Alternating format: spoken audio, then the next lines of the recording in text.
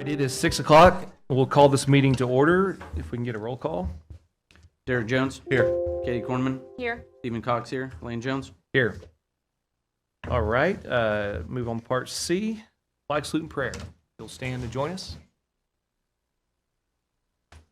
I pledge allegiance to the flag of the United States of America and to the republic for which it stands, one nation, under God, indivisible, liberty and justice for all. Bow your heads. Heavenly Father, we thank you again tonight for such a crowded room here at our school board meeting. I'm thankful for all the people in this room who care so deeply for our students and for our districts. We have a lot of items on the agenda tonight and some big decisions to make as far as the board goes. So just give us wisdom tonight, God, and your will be done. In your son Jesus' name we pray. Amen.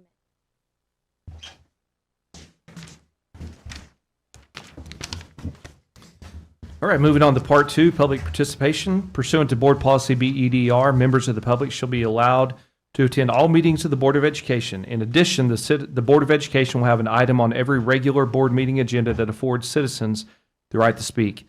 Any individual wishing to address the board shall sign in with the board minutes clerk prior to the start of the meeting. The president of the board will then acknowledge only those individuals whose names are listed to address the board. The board will set a maximum time of 21 minutes at each regular meeting for public comment. Those wishing to speak will be limited to 3 minutes. Speakers will be allowed to address the board in the order they signed in with the board minutes clerk. The president of the board may extend the time limits if necessary. Oh, I thought we had a couple. Well, I didn't have to read all that, did I? All right, moving on to part 3, presentations. Part A is on to education demographic study update. Dr. Eichelberger. So Rocky is going to fill us in on that study that we paid for earlier in the year, and we looked at the demographics for the next 10 years, and you've seen this information, but we haven't presented it publicly, so we're going to do that now. Good evening. Can everybody hear me okay? Yes. Yeah. Awesome. Well, it's a pleasure to be with you tonight.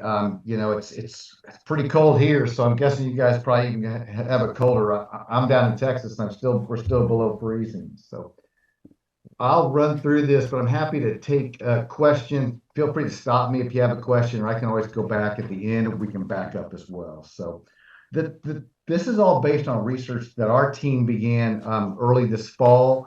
Working through, I had a research analyst that kind of did the majority of our research. Then together we compiled that research, talked about what the plan was, and then this is the result of that work. You know, we always start with just kind of trying to understand enrollment. Enrollment in Piedmont was 5,337 this year, growth of 279 students. What I'm showing here is your history and then the cohort patterns. Cohort patterns are important because that's how we understand really your growth from a first grade to second grade, second to third. So we're trying to understand what the patterns look like. We want, you know, in a growth district like Piedmont, that number is typically over 1. That means we're seeing a positive growth trend. Kindergarten's been fairly flat. You've seen some declining kindergarten recently. We've seen some low birth rates throughout the nation. So really this is the trend that we've seen throughout. A big jump at your pre-K last year, and then the rest of your grades are you know, we're growing by anywhere from 11 to 10%. You know, you can see some strong growth there. Even through high school, we see positive growth. So that's the understanding of where we were, about 5.5% growth last year. One thing that we try to understand is just what's going on in the local economy, understanding unemployment rates. We know that growth is driven by, and you know, there's some kind of economic driver. There's always a conversation of what comes first. You know, they call the smokestack and chimneys. Is it jobs and then houses, or houses and then jobs? And usually it trends. So when you see a consecutive years of strong economic growth, then you're going to see years of strong housing growth that's built from that economic growth. We've got unemployment rates now well below 5%. 5% is what most economists believe is full employment. You want to have a little bit of unemployment there if you're trying to attract new employers. 3% has been the standard out there, just like everybody else. You saw a pretty big jump back in COVID, and as soon as COVID ended, we saw it come back down to right where it was pre-COVID. So strong economy results in housing growth. So this has been your housing trend. Now, this has been interesting. We saw housing pick up after COVID, and this is total home sales. So what we've done here is we pulled deed transactions. So every time a home turned over, there's a new deed created. So this is both existing home and new homes combined. That number peaked in 2021 to well over 1,000. Last year, that settled in back down at 900, right around 900. This year, now again, this was not quite the full year at the time we finished this. This was through November. Your number had dropped off in overall home sales, again, combined new homes and existing homes. You probably finished the year right around 650, I'd say, to 700. So a little bit lower than what we've seen in recent years. But again, these trends began to slow as interest rates began to creep up. And what starts happening with these higher interest rates is even your existing home sales slow, because folks that are in those homes don't really want to move. They can't move because wherever they move to, it's going to cost them more money for less house. So we're kind of in a little bit of a stale market, but we've seen a lot of activity in Piedmont. I think things are going to shift as we get into the summertime.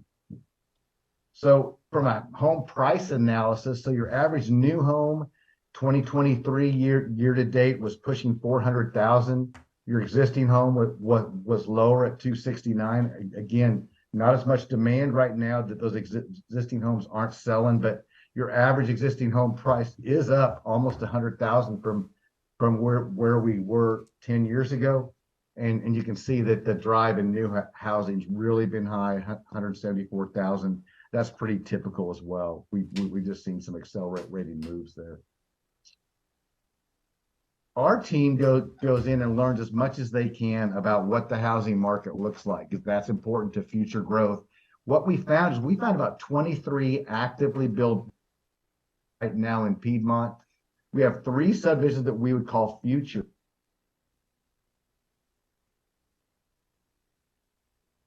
But there's no houses on it or even no activity yet.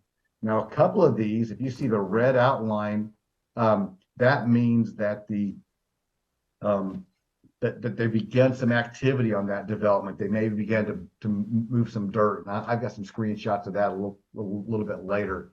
Again, where you see the red outline, we've got activity. Over 1,000 lots are now being developed and delivered that they'll be building homes on in 11 different subdivisions.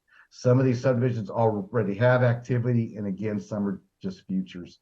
I'm going to show you guys a few slides. I've got 6 or 7 of these of some of these developments that our team's looking at, just so you kind of have an idea of what's going on. This first one here, this is Tuscany Lakes. They've got 88 homes occupied at our last count, just 10 current students. But you can see they're just getting going, and phase 4 was approved in November. So they're going to keep building homes. They had 50 under construction. Nichols Creek, right over here, they're building about 40 homes a year. And you can see back in November when we were finishing this project, you can see how that activity was moving. You see here the groundwork that was underway here. This is what was underway back in November, and of course the same thing down here in Nichols Creek. What you'll see on some of these slides where we have enough occupied housing, we put current yield. And that's probably one of the most important things you want to look at. What that's telling me is how many students per home that we're seeing. So for instance, in Nichols Creek, the 323 occupied homes there, we have a yield of 0.396. So think of that as 0.4, which means we've got about 4 students for every 10 homes that are being built there in Nichols Creek. Kind of helps you when you start thinking of build out at 543 lots.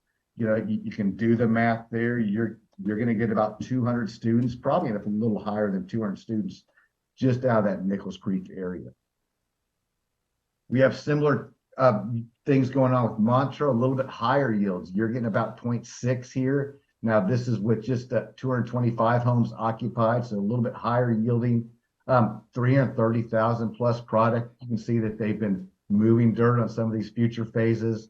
Savannah Estates, again, you're getting close to 5 students for every 10 homes.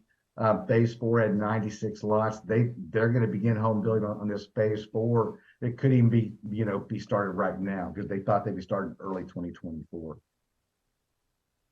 Bison Creek, 606 total lots.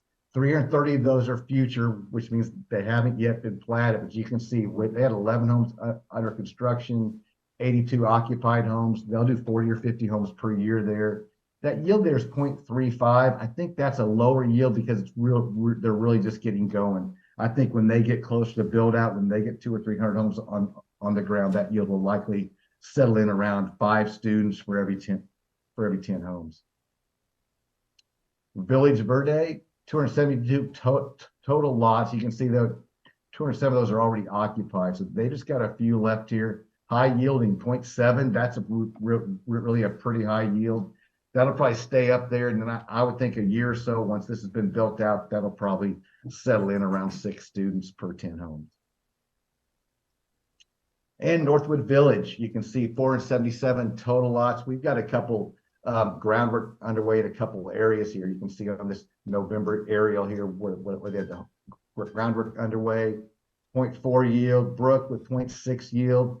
These varying yields, eventually they'll come together. What I'm seeing overall in your district is an overall yield of, I think a 0.5 is a really good number to use. That makes it pretty simple. So you get 50 students for every 100 homes.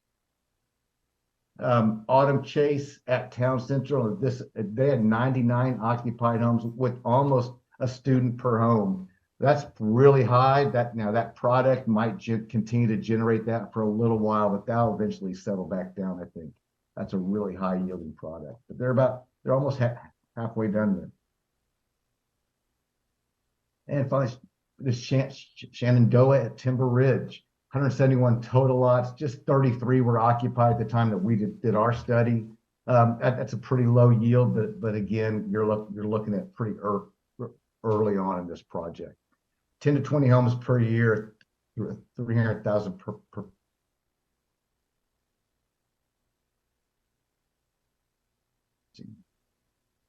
There we go. A little slow. Hope you're hearing this okay. Cornerstone Creek, 341 future lots. So this is one that they just started moving dirt on back in November. So you probably be, late this year before they get any houses on the ground, but they do have some, over 300 lots going to be built there. And another future one, Huntington Ridge, 298 total lots. That groundwork's just getting underway. Lennar Homes built a home pretty quick, so I think when they start delivering late this spring, that they could get 50 homes up pretty easy by the end of summer, and might even push 100. And one more here, Providence Place, 28 duplex lots. Again, that was just approved, initial groundwork, so that'll be coming up here in the next year to 18 months, I'd say, to build that through. So with that, just talk a little bit about what we've done to get these yields. These dots represent students in Piedmont. We geocode the student to the physical event, and then we can look at it based on your elementary attendance. About 180 students.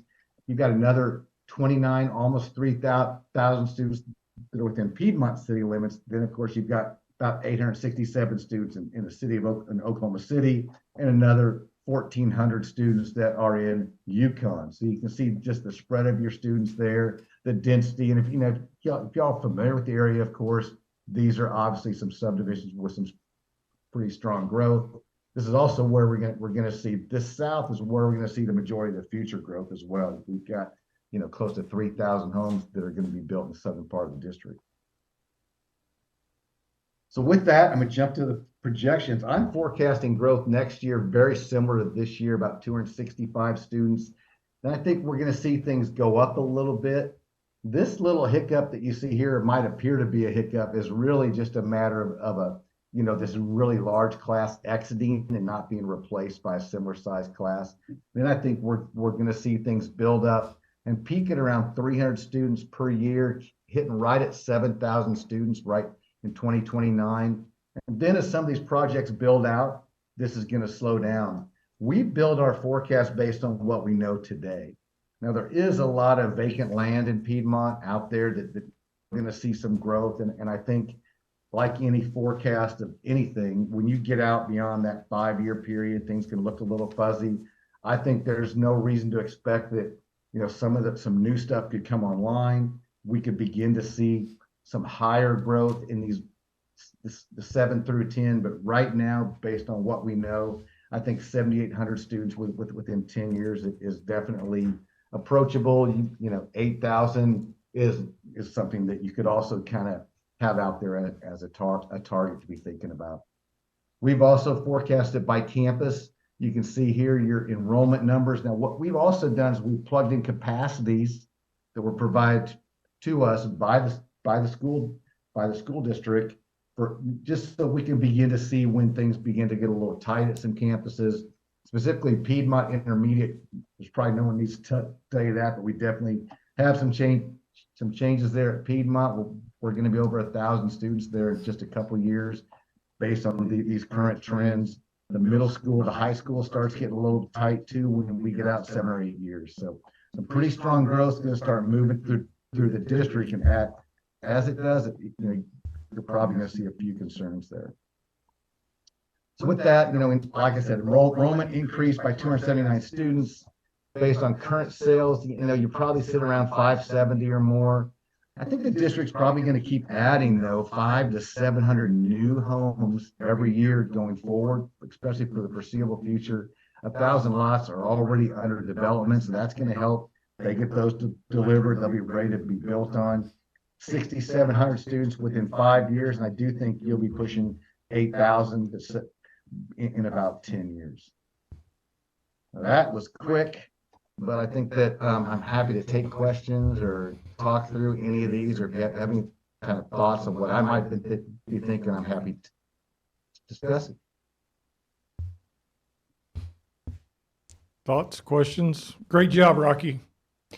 Thank you, sir. It's a pleasure. Let me just make sure these guys don't have any questions before you go. Sure. Anybody?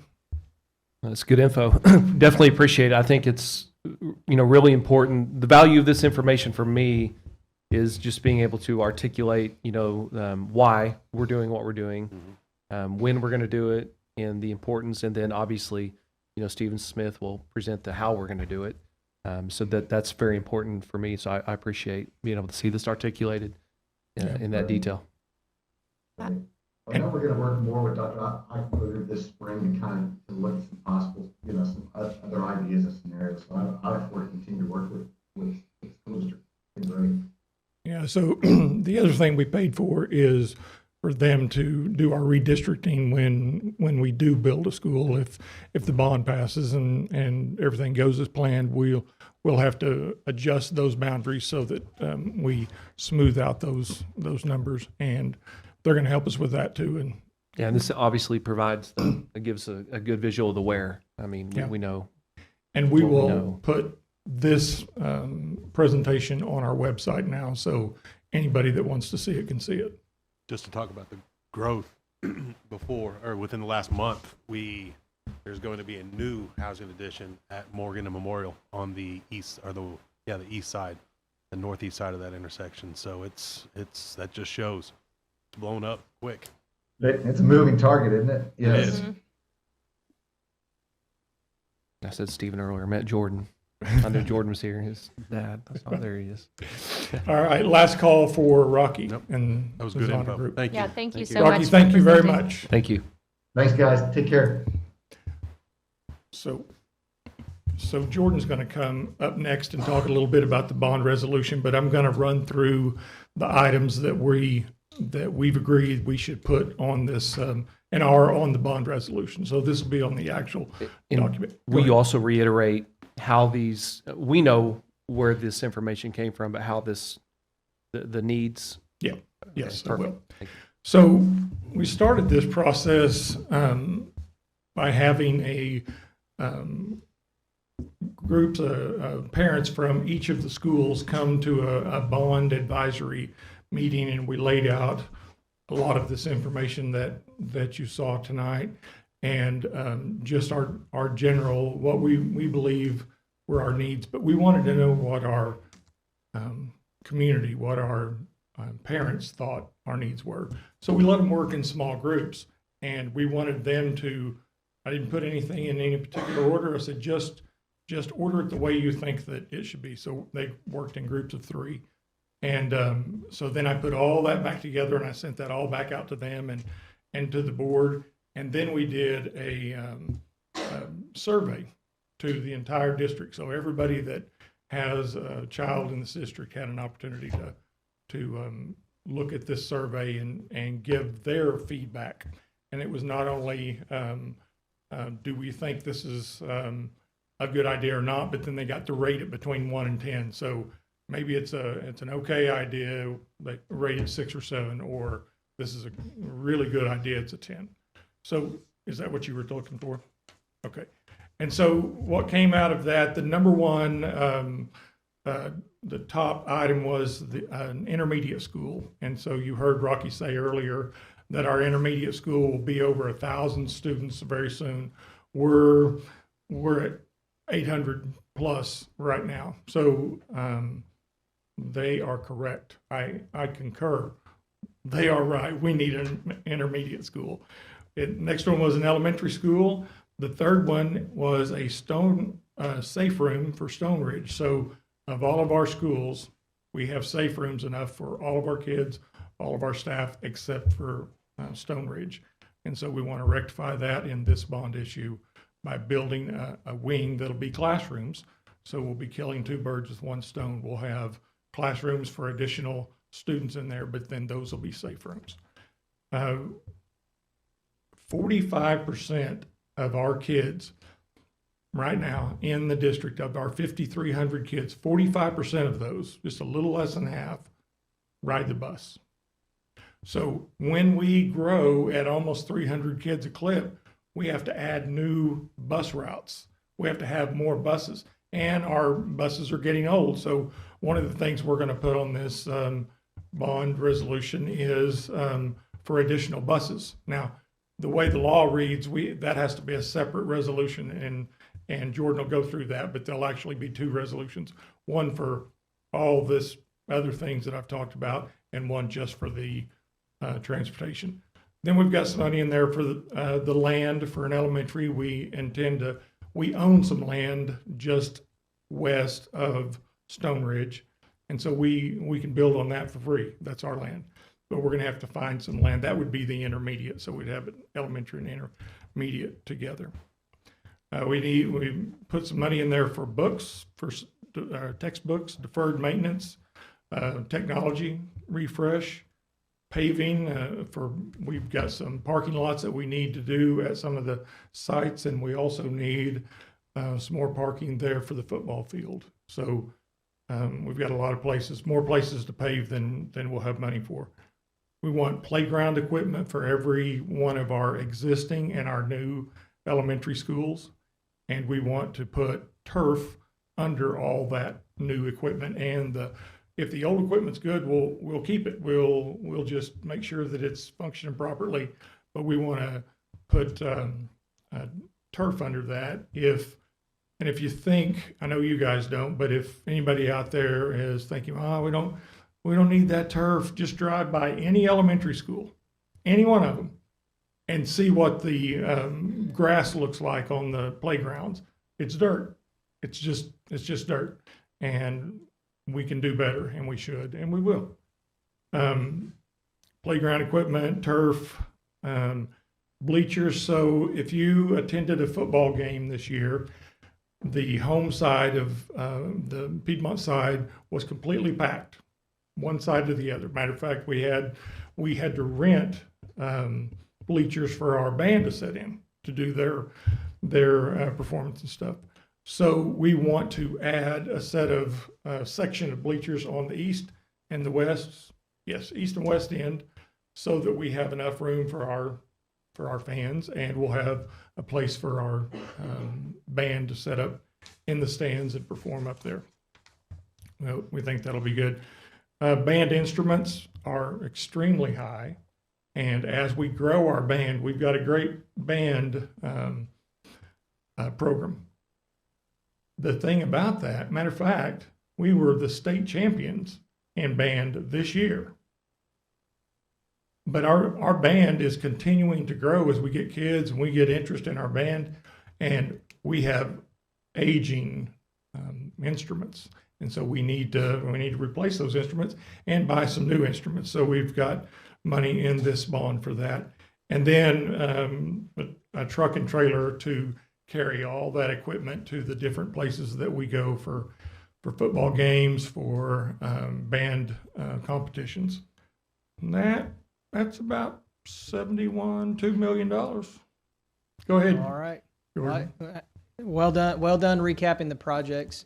As a reminder to the board and for the benefit of the community, anytime we start looking at bond issues, we always want to be conservative.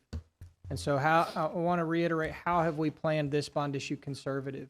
The board, I'm sure, will recall on the last bond election when we voted to go to approximately 38 mils. But because we planned conservative, we've been hovering in that 36 mil range.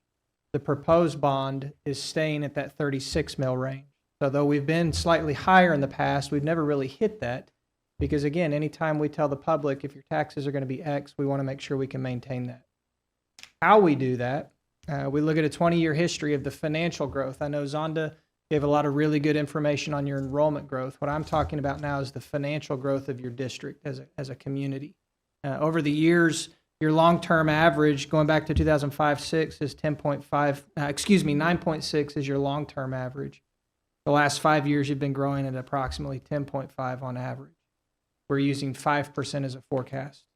So although you've been growing consistently higher than 5% every single year, we're basing this bond assuming that you only grow at 5%. And if you only grow at 5%, can we maintain that 36 mil tax rate? And the answer is yes.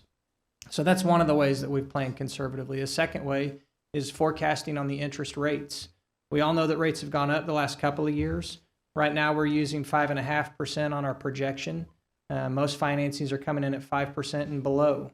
In the last 2 months, we're really starting to see interest rates drop down. We're getting a lot of market indication that rates are going to continue to drop. But we're leaving that 5.5% in place because, again, we want to make sure that if we say 36 mils, can we hit that? So, again, that's another area that's a pretty significant cushion as well.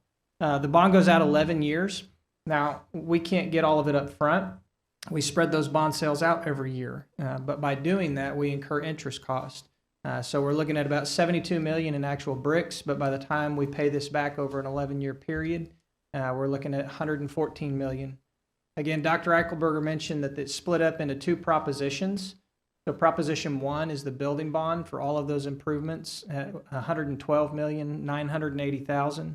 Proposition number 2 is $1.5 million strictly for the transportation. And again, that's required by law. They're two mutual and separate. They're completely separate of one another on the vote. So Prop 1 can pass, Prop 2 can fail, and vice versa. They can both pass, they can both fail. One of the things I do want to touch on real quickly, I'm sure we all caught that some of these buildings are going to be at capacity in the near future. Even though this bond goes out 11 years, beginning in 2031, so roughly 7-8 years out, you're going to have the capability to come in and vote something else to help address some of those needs. And that corresponded pretty closely with that high school reaching capacity, if I remember right.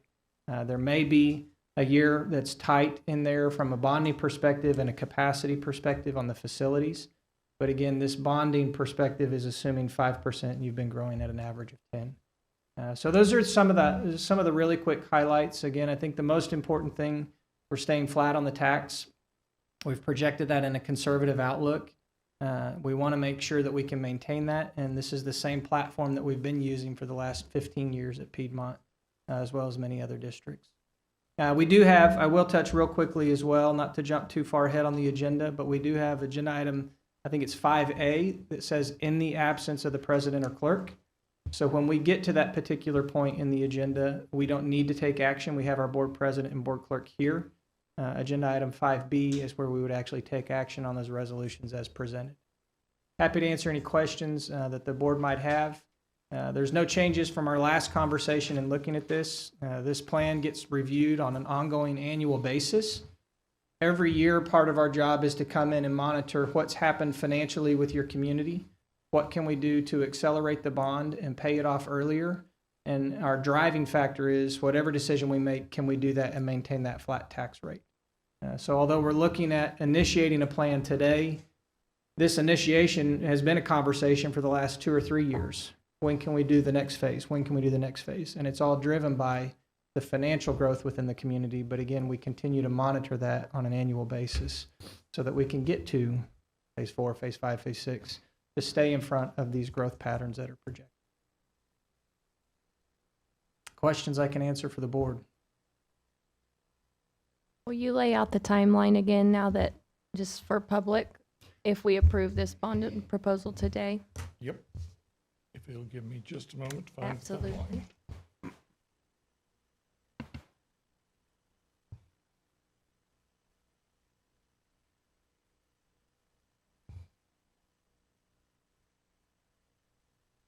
What other questions do you have while I'm finding this? One thing I didn't mention, I know we've talked about it, it is for the April 2nd election date. That's in the resolution. We'd file with the county election board likely by the end of this week. Our deadline for filing is February 1st. So from once we get the bond issue called and filed, then we move into that communication stage to get the word out with the public. What are we voting on? How much is the election amount? How's it going to affect me and impact me, and so forth. Once the bond passes, just to talk about funding wise, once the bond passes April 2nd, we would start immediately to acquire those funds. Again, these bonds are broken up over the next 11 years, so we would sell that first series of bonds and would likely have those funds by the end of June. Jordan took most of my thunder there. I was going to say, that was mostly what I was confirming, the election Yeah. dates, So, and then in between we'll plan Right. ways, community. That Events is, and the number that I couldn't remember was the, when we would have the money, and he just told you Okay. the first round of money. One of the things too that we're projecting on this, again, mentioning the interest rate and the 5.5%, we'd likely lock that up. And again, when we go out and actually acquire these funds, we bid all of this out on the financing side as well. And much like on the construction side, all the projects are competitively bid. We've priced this, assuming that we lock rates in June on the entire amount. That starts the accrual on the interest cost. It's the most expensive way to forecast it. I don't think we're going to have drawings and designs ready to go as early as June. Now, part of that timing also depends on impacting taxes. We want to make sure that that tax impact is flat. So that's one of the components of getting the first phase of money in June. I've priced it getting all of the money in June through that lease revenue financing. That's the most expensive way to price it. We won't necessarily do that. The financing will be driven by when do we need the funds, and when we need those funds, then the accrual actually starts. But I wanted to put you in the driver's seat that, hey, we can move really fast. We've got some designs going. We can get this underway a lot quicker. We want to make sure that we can pay for it if we accelerate on that time schedule and at a higher interest rate. I think the longer we wait in 2024, my speculation will be that rates will continue to drop. So it'll only be to your advantage in the way of cost savings to wait a little bit. But a couple of components on when we might anticipate funds. Other questions for Jordan? Did you say that it was 3 years for the completion of the building after the vote or after we begin the? No, it's when we start to move dirt, we think we can have a building up in 16 months. Okay. That's a give or take. A lot of things have to be in place, and these guys that are going to talk next, Lingo, can speak. That's where I got that number. Okay. But 16 months to get those buildings up. We'll be building both buildings at the same time. So the one hang up is that we don't have land for the one school, so that'll be hard to build. But I'll get it. Don't worry. I have no problem. But by the time we get through this process, we've got good leads on what we think will be land available for that, and we want to have that ready to go. So they're not waiting on us. Good question. Any other questions? All right, Jordan, just hang around a little bit and we'll see if you get to do any more work or not. Yes, sir. Thank you, Jordan. Appreciate it.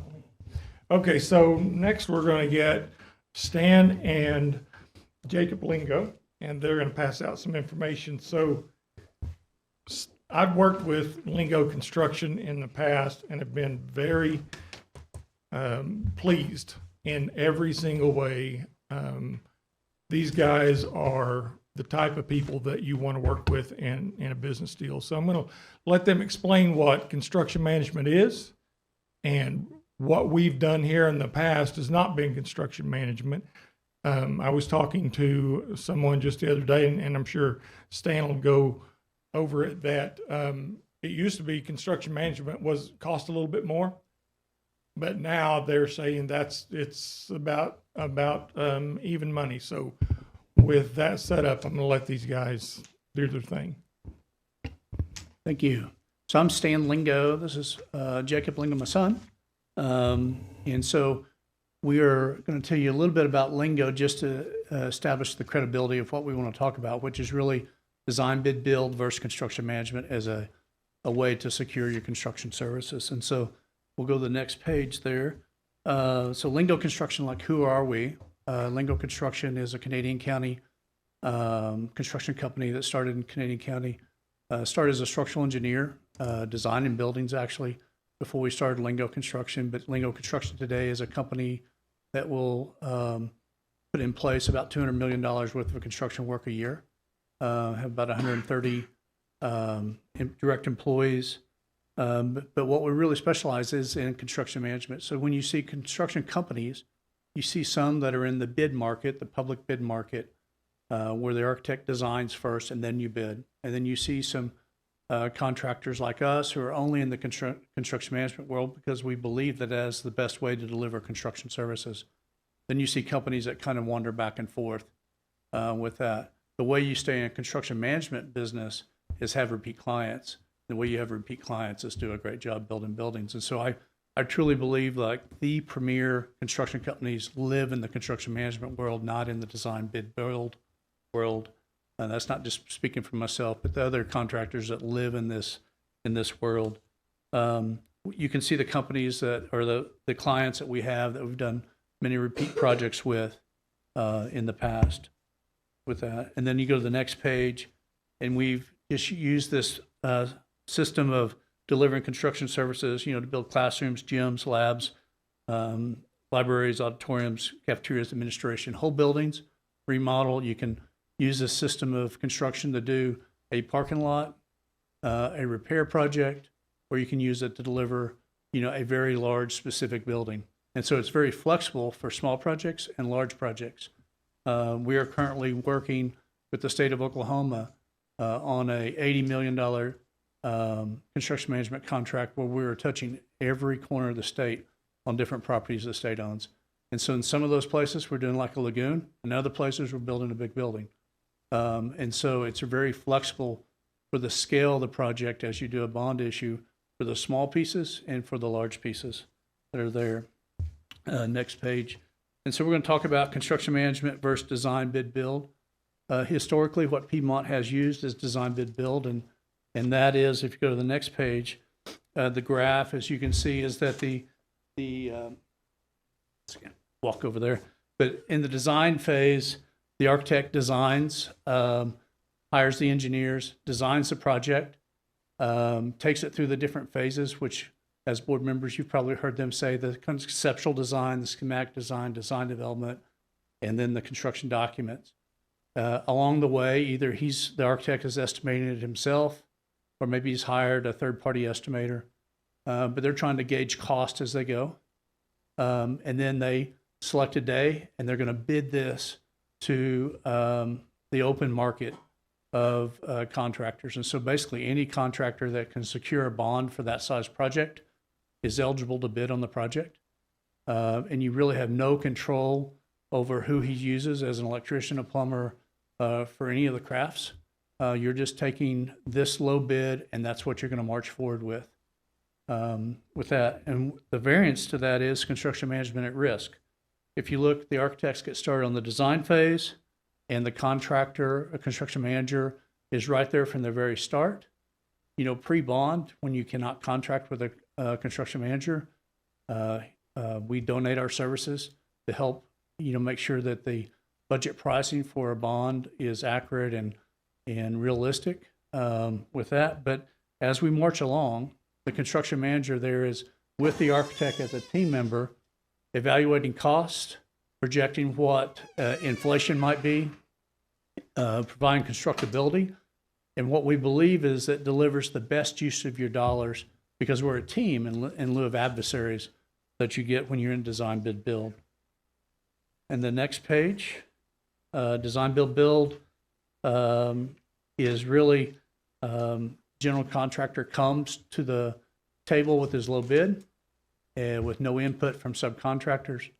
Normally, it's an arm wrestling match to find to be low as a design, bid, build contractor. You're looking for the holes in the drawings, the things that were left out so you can have change orders to reflect increase your profit margin. There's that motivation with that nature. And really you miss that on the best value, which is the contractor being at the table, helping you shape your project so it can be built on time, built efficiently, and built well. The next page is construction management at risk. The advantage of that system is, as I was saying, we would be at the table with the architects, looking at constructability, schedule, timing, helping to evaluate whether steel, concrete, masonry, other veneer materials are the right choice for you for durability. Talk about mechanical systems. Schools have preferred mechanical systems. May not see all the different options that are there available. Talk about that. And then when it comes time for us to lock in a price, we bid just like Title 61. So we will bid it out on the open market, allowing 21 days publicly advertised to allow the electricians to build, the plumbers to bid, whatever trade it might be. The advantage as a construction manager is we're outselling your project to the bid world, securing better prices for you, using our network of subs that we have to make sure we get good quality subs with good quality bids along the way. And then we have the ability, whenever we get a bid that is not accurate, not right, our job is to advise you as a board on whether to select and approve these bids or to reject a bid and go with the second place or rebid or something like that. And so you have the ability to actually have input from your point of view on the subcontractors that are going to build your building on the project. State law requires us to select the best and lowest price. The lowest price, you might have a sub who's made an error. And if you don't want to just carry him into the project, you want to go with the best price. And so often, not often, but from time to time, we will fight that hard battle for you to make sure you have the best quality subcontractors on your project. With that, so questions for construction management and what it means.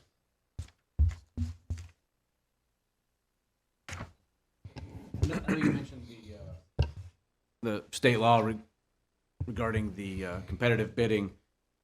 Is everything bid at once, or is it bid out as the project moves along? Yeah, that's a great question. So in construction management, another advantage, I've been reading my notes as I was talking, is that we are able to bid it in packages that make sense.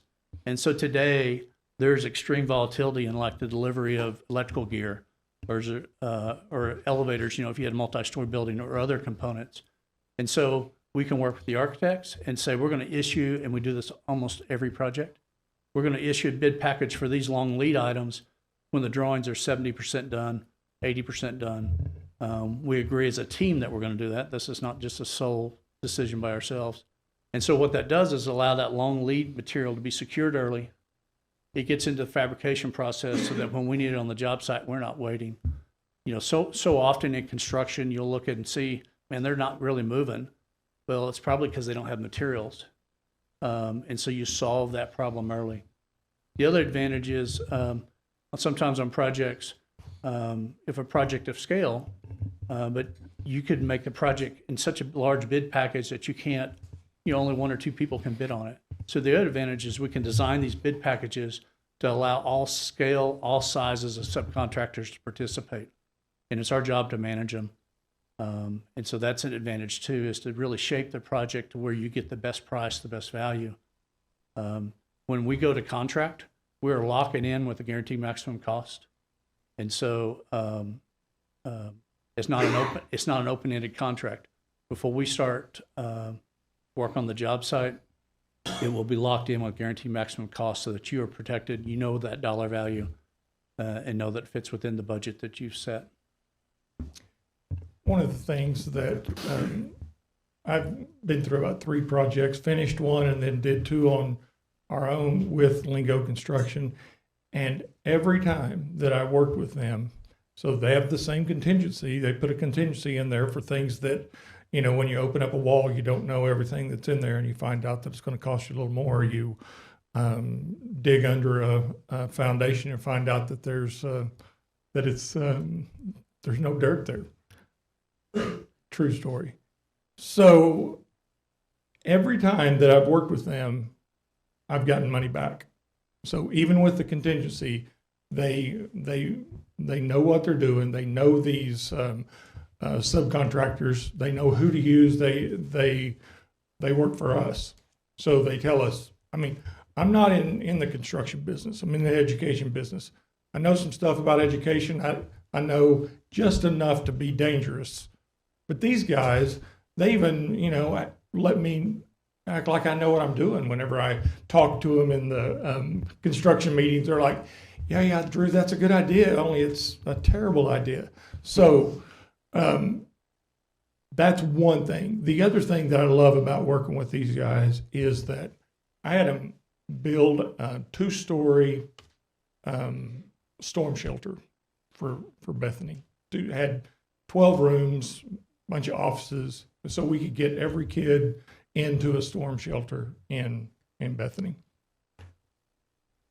For Bethany, it was $6 million job. That was big for us. But not only would they do that, then later on, I would have these little bitty projects like I've got a leak under the driveway, and we're talking about $10,000. And they're more than happy to get all the people, do all the work, and find exactly what we need to do. And, you heard him say we donate part of our time. We can't pay them on the front side. They know that they're just working that into what we do. I feel very confident in making the recommendation for these guys to do our work. But I want you to ask them questions because just like Stephen's question was a great one. If you're thinking it, ask it, please. I think for me, the legality and the accountability pieces were the biggest questions for me. Are we doing things by the law?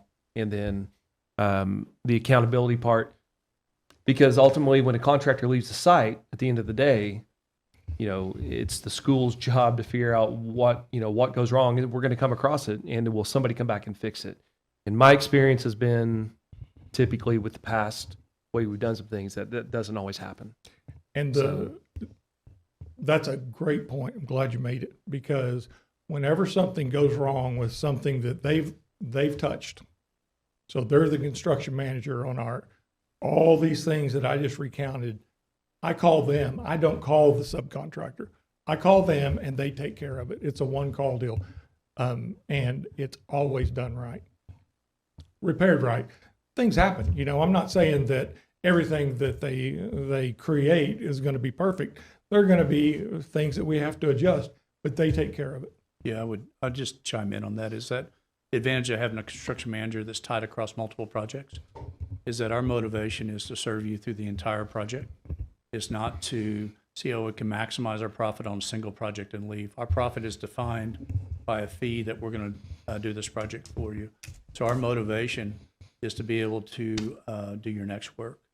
And so we are here. And I think our reputation in the past has been, if it's our fault and our responsibility, we are here to make it right and to handle that for you. We are your construction managers. We're not your contractor. And so we're here to manage construction and really handle, we have 5 S's that we kind of go by. And one is that we should all know the scope. Like, it should be really clear that you think you know what you're buying from me. I know what I'm selling to you. And the same for subcontractors, is that subcontractors should know what their scope of work is, and I should know what I'm buying from them. So there's most of the confrontations happen on job sites is because of misalignment of scope.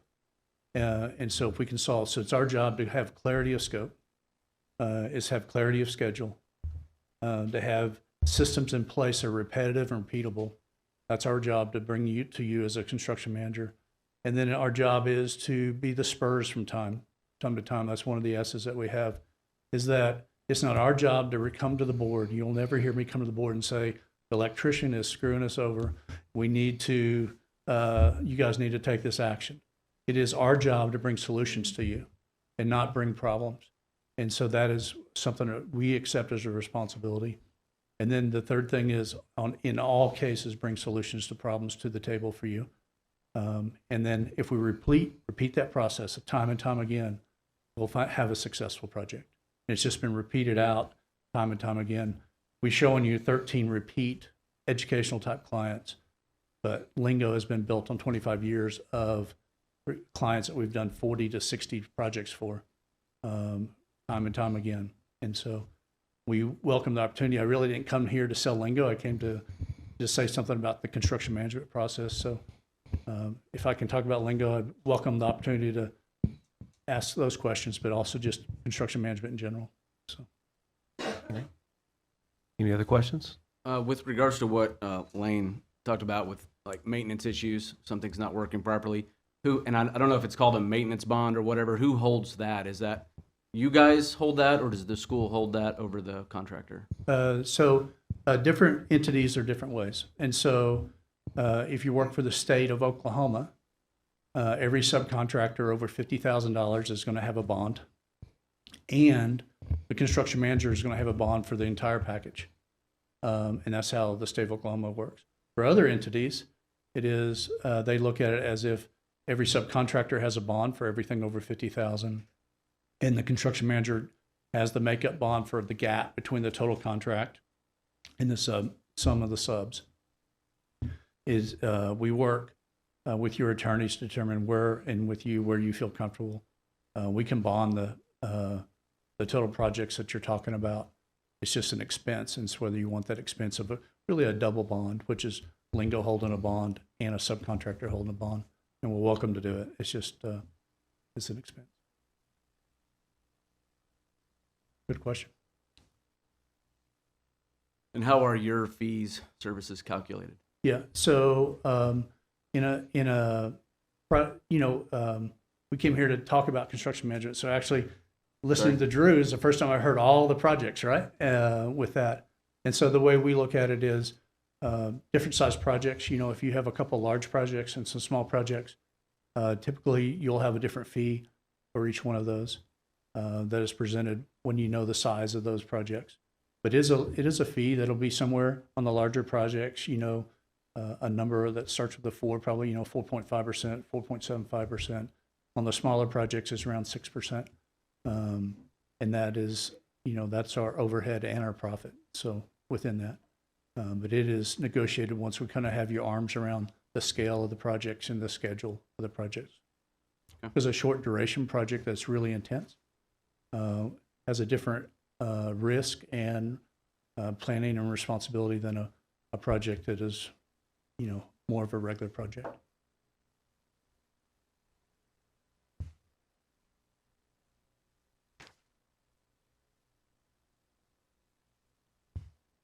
What else?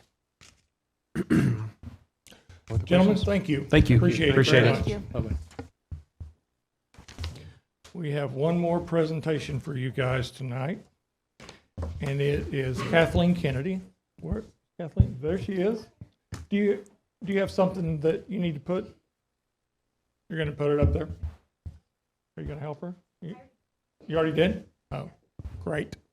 Kathleen Kennedy is the owner of the Center for Education and Communication. She has tremendous reputation in the communications arena here in Oklahoma. She was at one time the chief communications person for Oklahoma City Public Schools before she went out on her own. So with that, I'm going to let Kathleen tell you a little bit about what she can do to help us sell a over $100 million bond. Are we on? There we go. Good evening. I am pleased to be here with you guys this evening and tell you a little bit about how our firm helps school districts and partnering with the communications team to pass bond issues. And I'll get to that in just a minute after I go through a little bit about why we call them a student investment campaign as well.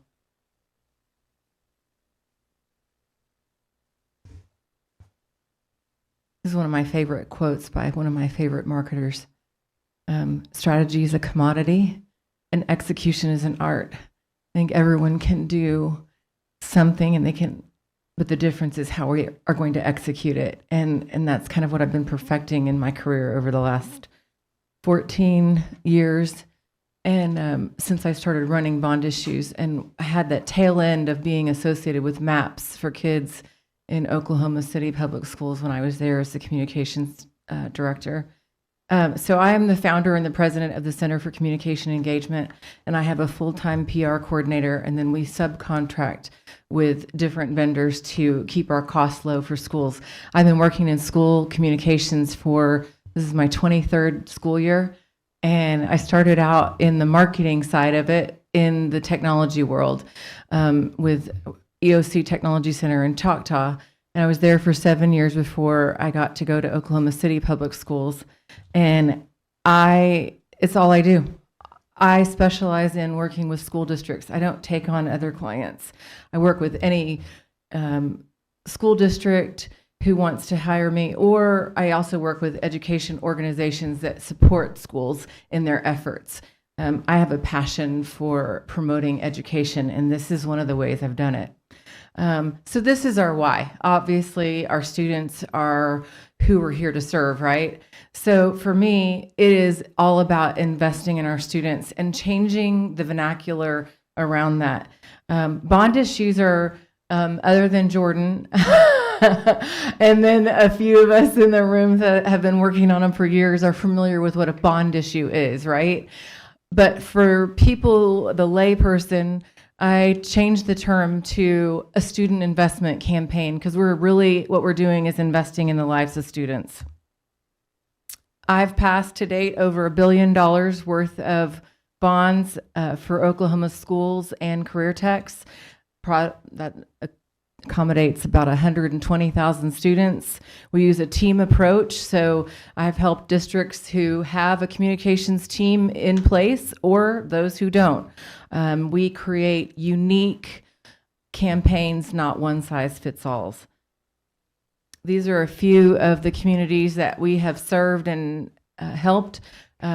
These are what we call our taglines that we help to brand a district. These are all in their district colors, where we take on kind of the theme depending on what they're running and what their projects are, what they're serving.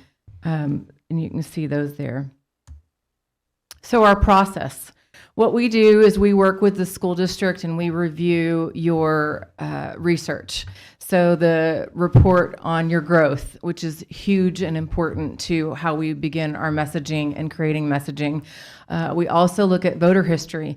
One of the things that I have kind of talked to the team here with about is you're growing so fast that your voter data isn't up to date from the last bond elections and the previous bonds.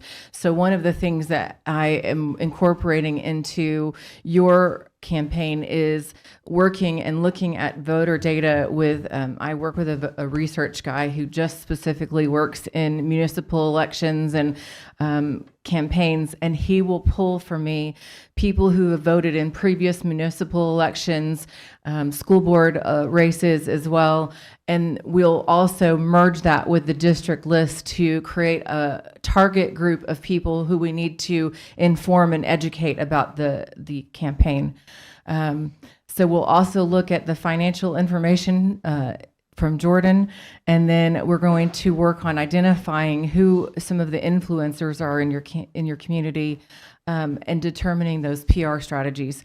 Then we'll develop the theme and a logo to get you started, and then carry that out throughout your campaign. We have multiple areas that we kind of touch on in assisting. Will be Riley and Dr. Eichelberger for how we're moving forward, but the print materials that we have identified are making sure that we have something for every site, posters and signage, inserts to go into church bulletins, stickers that we send out on children, banners, yard signs, and newspaper advertising. Our multimedia strategy includes video, producing a full-scale video that we break down into social media components, social media advertising. We'll pull apart that video and we'll really use it for everything it's worth. We want to pull out testimonials from that to PA announcements, and then also we will create a superintendent and leadership presentation that goes out to all of the community. We have advocacy, which includes letters to the editor, testimonials, voter registration campaigns, reminders to vote. Those will be messages that we send out. A 10 by 10 campaign, which is an authentic texting campaign. So this is something that we do to remind people that it's time to go vote. And so we say, all right, I'm going to send out this to 10 of my friends, and I would like you to send that to 10 of your friends, and it has this massive growth as a reminder to get out. And those are really authentic, and we like those. And then early voting strategies and methods as well. And then a kickoff campaign, if you want that. I heard there was some some struggle around that maybe, but it's just to generate some enthusiasm, and then we'll create content for that as well. We have a list of ideal deliverables and timelines, so we'll create a communication plan for this, and that is so comprehensive. It'll include when we'll produce it, when we'll print it, when we'll deliver it, and when it should be distributed. And then we also do the same thing for social media, and that is a content calendar that includes the content that you're going to produce and when are the best times to put it out there. And then we assist with that content development based on as much or as little as the team here wants us to do. And then ordering of importance. So you've seen the information triangle. We're going to use the top-down approach because people, when they're reading, really want to see the big bullets in them, but we'll also give them all of it. But we want most people to take away the key points of the campaign. And then we adjust the messaging and strategies as needed through careful monitoring. And this is important because this is where we make sure that we are still meeting the needs of your community by scanning what's going on, listening to feedback from the team, the leadership team, and then we'll make sure that we're ramping up our communications that are 3 weeks out from the election. And then I firmly believe you thank every single person at 7:01 because polls close, and we want to thank everyone and then celebrate. So that is our process. The district investment, we approximate a campaign of this magnitude to be about 70 to 80 hours of our time and a financial investment of $20,000. What questions can I answer for you?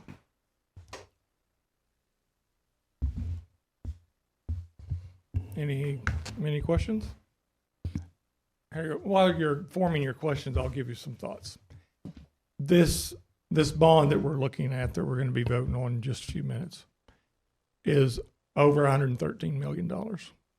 This is an important bond. If we don't pass this bond, and these two schools on this bond, and these buses that are on this bond, Piedmont Public Schools is in a bind.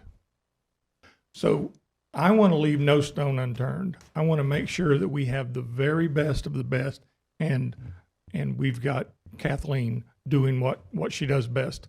She passed $1 billion worth of bonds. She knows what she's doing.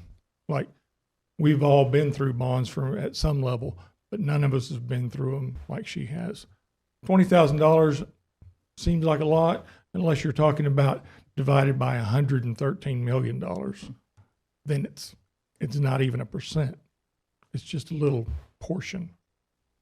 And to me, it's worth it. So what questions do y'all have? Not really questions, just, to articulate or to follow up on your comments on that. I think it's important for when people vote no on a bond issue, it's typically it's something they didn't want in it or they don't know enough about it. And the more we can educate them on what we're going to put out there, and Riley can't do this on her own. I mean, this is too big of a something for her to tackle. I mean, and I'm not trying. She's out here somewhere, right? I mean, I think you would agree with that, for sure. So I think it's important. We're not a 3A school anymore. I mean, we're talking about trying to reach as many people in the community as we can. 5,000 plus kids. I mean, that's a lot of households to reach, and with all the different mediums that are required to reach people, I think we let educators educate and we let experts do their job to help promote this. And I know Riley will be a big part of that team. So yes, she will. That's my observation, my 2 cents for Yeah. what it's worth. Thank you. I do have a question with the plan of getting the message out.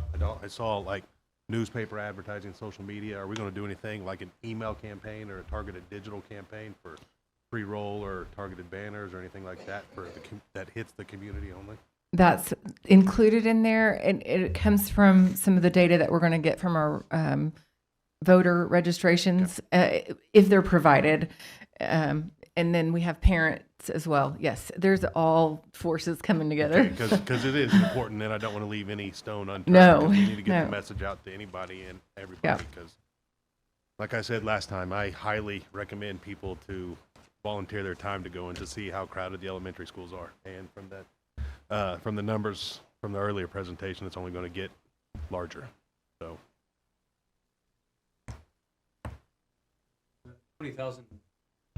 $20,000 investment from the school, is that including the signage and stuff that you had mentioned, or It does that stuff not. would be extra? It is not. The signage, printing, the video, those are external costs. This is just for our firm.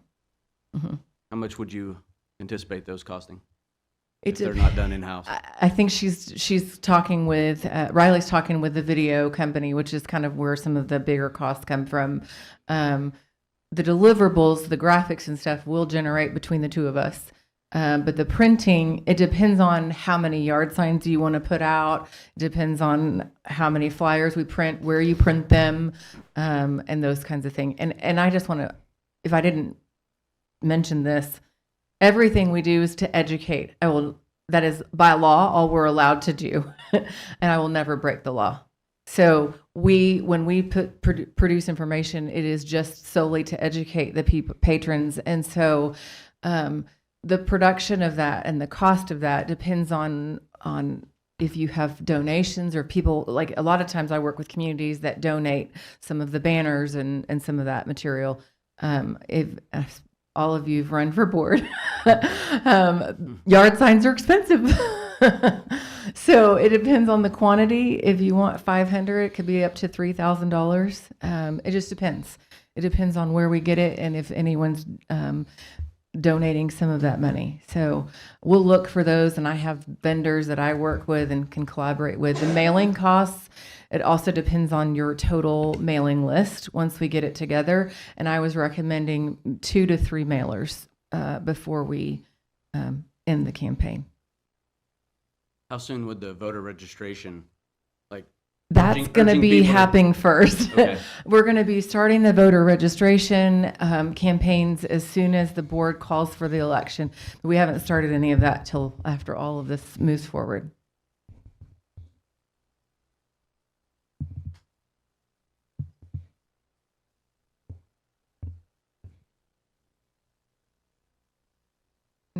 questions? I think we're good. Thank you. Thank Kathleen. you. Thank you. Thank you. All right, ready to move on to item 4, board reports. Board reports. So you guys had an opportunity to look at this, but I want to highlight, like we did last month, this is kind of our new thing. So I'm going to highlight 2 or 3 of these for you guys. And we asked the administrators just put like a paragraph in. It was becoming, well, the last one that you guys looked at was 17 pages. And so we asked them to maybe dial that back a little bit and just give us what's going on this month in a paragraph or so. And they've done a great job. The ones that I want to bring to your attention in academic services, Brenda is doing a leadership development group once a month. And she's got 30 participants from, these are teachers in our buildings right now.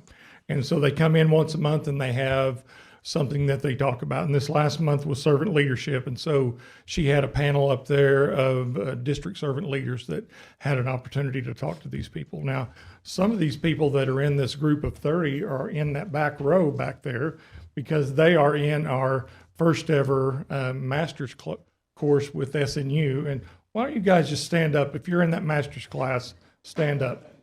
Yeah, you thought you were getting out of here scot-free. Look at that group. Give them a hand. They're a good job. They are a fun group, and I'm proud of them. I had the honor of teaching their first class, and they said, "We will continue if you never teach again." That's what they told us. I think Lane's going to teach Leighton, though, if he doesn't back out on me. Lane's going to teach him. So that's one. Here's the next one. Our principals and our Lisa and Mark have been working hard on these data-driven school improvement plans. And I told you guys a month or so ago that really I dropped the ball on this. This should have happened in October, and we should have been giving these to you guys. We work on them September. We deliver them to you in October. So this year we're running a little behind. So they're pretty much done. They're going to the principals are going to present those to us this week. I'm talking about the other administrators this week, and then we will send those out to you guys to look at. And then in the future, we will have them develop those in September, and then they'll do a smaller version. They'll present to us, and then they'll do about a 5 to 7 minute version from each site to you guys at a board meeting. So that's the way that'll look in the future. And then the last one is maintenance updates. I think this was pretty interesting. Again, all of this is going out to the public. You guys have it, and the maintenance update, they replaced 3 rooftop HVACs on the high school this last month. They replaced 250 damaged or missing tiles at Piedmont Elementary. They replaced 350 damaged or misplaced missing tiles at Piedmont High School, and worked through 113 maintenance work orders. We've gone from almost a non-existent maintenance department to one that's doing this on a monthly basis. So when our teachers send in or our principals send in a work order, it's getting done. And that is, our man's right here. Mr. Zook is taking care, is really doing a great job, and we appreciate him and all the work that he's done. Those are the highlights. Has he busted out the welder yet? A little bit. And if you guys have any questions about anything you saw in there that you wanted to ask these guys about or anything, feel free. If not, we'll move on. Anything? Nope. Stephen? No. Well, thank you. Appreciate that. Looking forward to those site improvement plans. Yeah. That'd be nice. So we're ready to move on. Let me make sure I didn't skip anything. Part B, discuss and take possible action regarding a resolution authorizing the calling and holding of a special election to be held in the Piedmont Public School District to authorize the issuance of general obligation bonds. Looking for a motion. I'll make a motion to approve. My second. Motion by Stephen and a second by Derek. We get a vote. Derek, Yes. Katie, Yes. Stephen, yes. Lane? Yes. All right, moving on to item C. Discuss and take possible action regarding agreement between owner and architect with the Stacy Group Incorporated for architectural services for the 2024 bond program, subject to review and approval by district's legal counsel. And it has been reviewed. They emailed me late this afternoon, and their legal's just fine with it all. And so what I would say about this is the Stacy Group has done a number of our schools in the last few years. They've been incredibly good to work with, and they have spent a lot of time on this bond that we don't even have in place yet, that we're just now voted to approve. And they've done a lot of work just to get me to the point where I would know what some of these things would cost. And they did that all for free. And so what I want to do is put them back in, saying, we're not putting a number on this. What we're saying is they're going to be our architect for the 2024 bond. That's all this is. And they've done good work. And they've done amazing work. Sean's great to work with. I'll make a motion to approve. I'll second. Motion by Derek, second by Lane. Can we get a vote? Derek, Yes. Katie, Yes. Stephen, yes. Lane? Yes. All right, moving on to item 6, consent agenda. Did I do that right? Yep. Discuss and vote to approve all consent items. These items may be approved by one board motion unless any board member desires to have a separate vote on any or all of these items. Anybody have any questions about any of the consent agenda items?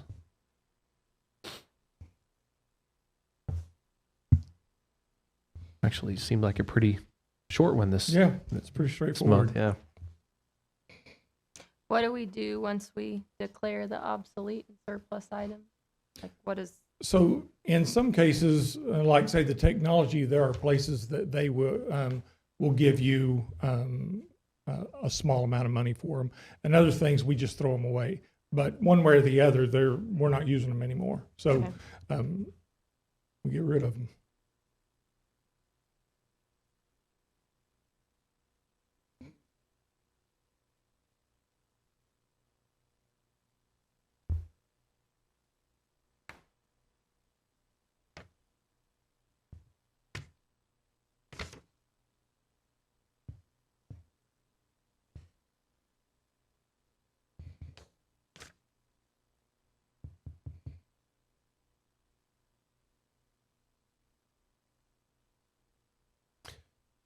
Any questions on the consent agenda?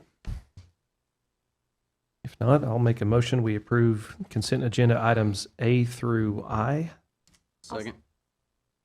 All right, motion by Lane and second by Stephen. We get a vote? Derek, Yes. Katie, yes. Stephen, yes. Lane? Yes.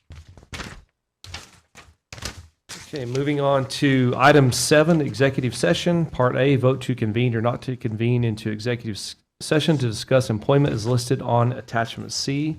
It's 25 OS 307B1. I make a motion we do not go to executive session. I'll second that. Motion by Derek to not convene. And second by Lane. Can we get a vote? Derek, Yes. Katie, Yes. Stephen, yes. Lane? Yes. All right, no compliance announcement needed. So we will move on to item 8. Action item A, discuss and take possible action on employment as listed on attachment C.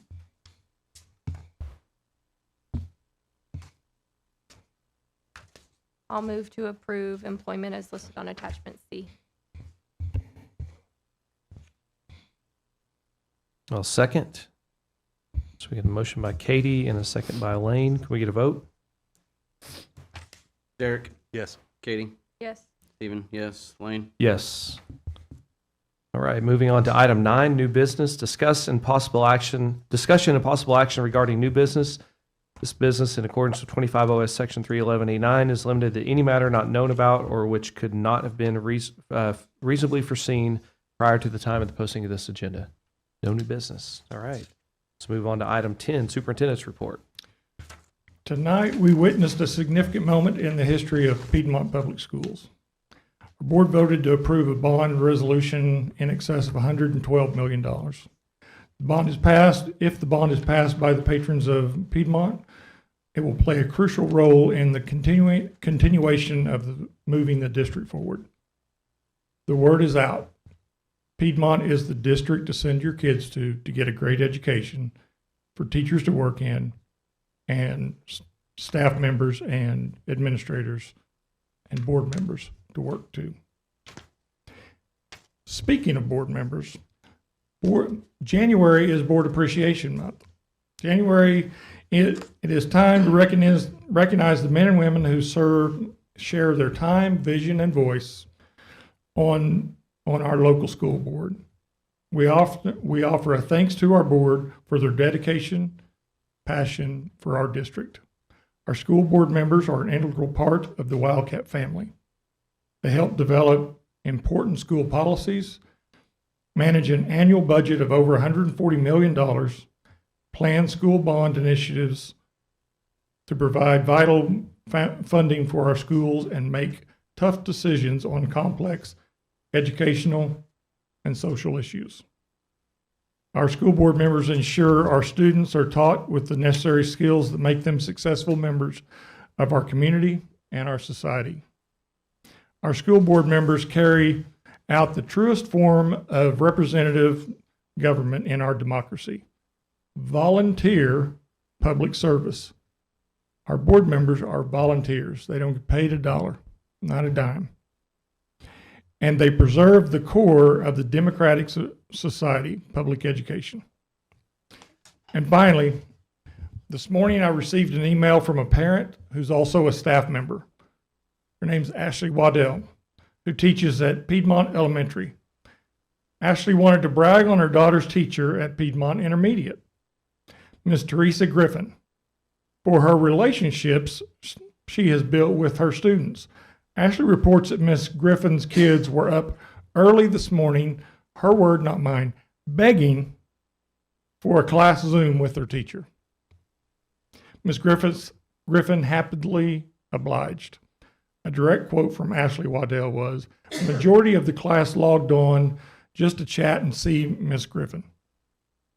My husband and I are so grateful for her and the time and energy she puts into our daughter and all of the other students.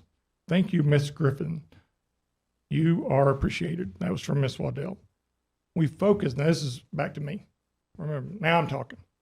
We focus on positive student relationships with our staff and students. That is something that we talk about every time we meet, is how important it is to get a strong, positive relationship with students and staff. Research supports that positive student relationships improve student learning and teacher job satisfaction. So, good job, Ms. Griffin, and that concludes my report. Thank you. Good to hear those. Yeah. Thank you for sharing. All right, we're ready to move on to item 11, executive session. Part A, vote to convene or not to convene into executive session to discuss the appointment of an individual or interview candidates for vacant school board, Ward Number 3, 25 OS 307B1 and 70 OS 5118. I move that we convene into executive session. My second. A motion by Katie and a second by Derek. Can we get a vote? Derek, Yes. Katie, Yes. Stephen, yes, Lane. Yes. The time is 7:24, and we will enter into executive session.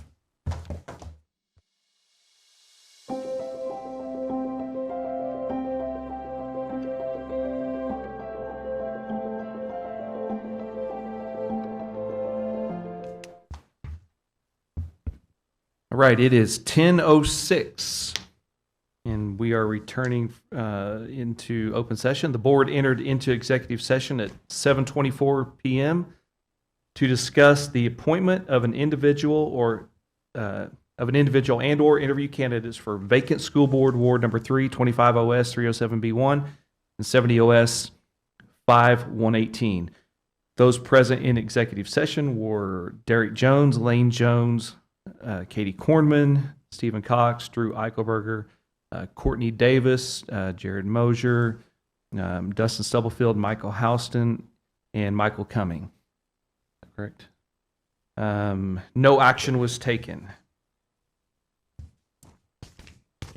So moving on to item 12, action item, discuss and take possible action appointing individual to vacant school board, ward number 3. I'll make a motion that we appoint Jared Mosier to fill school board seat Ward 3. I will second. Motion by Stephen. Second by Lane. Can we get a vote? Derek, Yes. Katie, Yes. Stephen, yes. Lane, Yes. All right. And item 12, adjournment. I'll move to adjourn. I'll second. Motion by Katie. Second by Lane. Can we get a vote? Derek, Yes. Katie, Yes. Stephen, yes. Lane. Yes. Time is 10:08. We are adjourned.